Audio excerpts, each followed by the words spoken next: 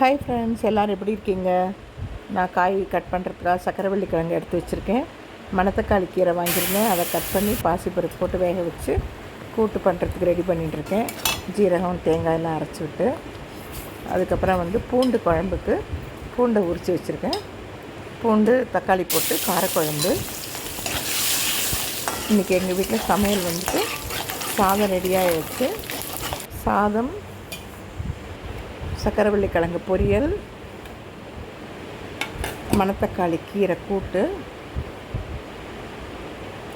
பூண்டு தக்காளி போட்ட காரக்குழம்பு,